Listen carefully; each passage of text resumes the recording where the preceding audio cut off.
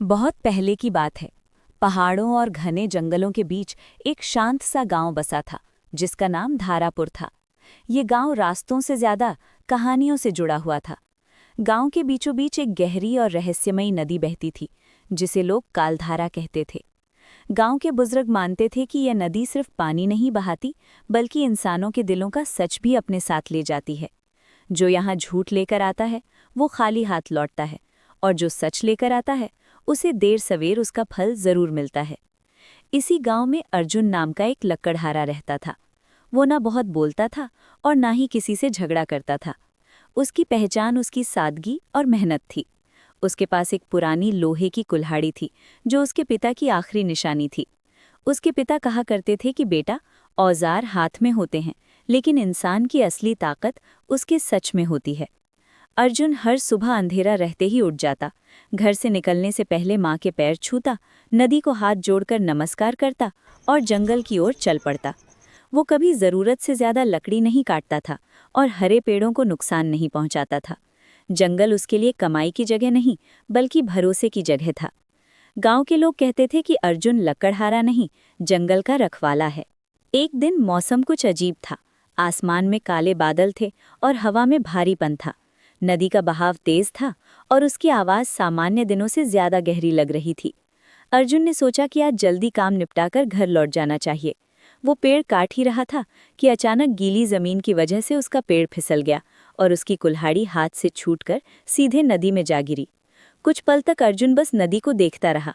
वही कुल्हाड़ी उसकी रोजी रोटी थी, उसकी जीवन का सहारा थी। वो रोया नहीं, ना ही चिल्लाया। वो बस नदी के किनारे बैठ गया और धीमी आवाज में बोला कि अगर उसकी मेहनत सच्ची है तो कोई ना कोई रास्ता जरूर निकलेगा। तभी अचानक नदी का पानी घूमने लगा, हवा थम गई और जंगल में अजीब सी शांति छा गई। कालधारा के बीच से एक रहस्यमयी आकृति उभरी। न उसका चेहरा साफ दिख रहा था, न उम्र समझ आती थी। उसकी आवाज़ गहरी थी, जैसे सीधे दिल में उतर रही हो। उसने कहा कि बहुत लोग यहाँ आकर रोते हैं, लेकिन सच बहुत कम लाते हैं। फिर पानी से एक चमचमाती सोने की कुल्हाड़ी बाहर निकाली गई और पूछा गया कि क्या ये उसकी है। अर्जुन ने सिर झुका लिया और कहा कि नहीं, उसकी मेहनत इतनी चमकदार नहीं है। उसके बाद चांदी की कुल्हाड़ी निकाली गई। अर्जुन ने उसे भी मना कर दिया। आखिर में पानी से वही पुरानी जंग लगी लोहे की कुल्हाड़ी निकली। अर्जुन की आंखें भर आईं।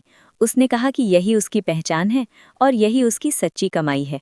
नदी की आवाज़ में नरमी आ गई। उसने कहा कि जो इंसान अपने सच को नहीं छोड़ता, समय भी उसका साथ नहीं छोड़ता।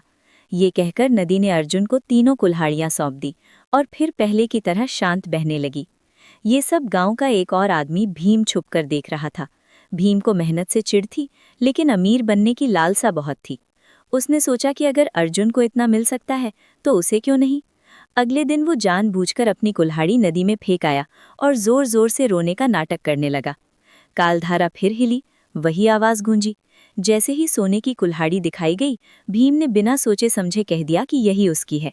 इस बार नदी का पानी अचानक गहरा और डरावना हो गया। आवाज आई कि झूठ यहाँ टिकता नहीं। देखते ही देखते भीम की कुल्हाड़ी हमेशा के लिए पानी में समा गई और नदी फिर शांत हो गई। समय बीतता गया। अर्जुन ने कभी घमंड नहीं किया। उसने गांव वालों की मदद की, जरूरतमंदों का साथ दिया और जंगल की रक्षा करता रहा। वहीं भीम शर्म और पछतावे के कारण गांव छोड़कर चला गया। आज भी कालधारा वैसे ही बहती है। जो ध्यान से सुनता है, उसे नदी की आवाज में यही सुनाई देता है कि सच धीरे चलता है, लेकिन कभी रुकता नहीं, और लालच तेज होता है, लेकिन आखिर में डूब ही जाता है।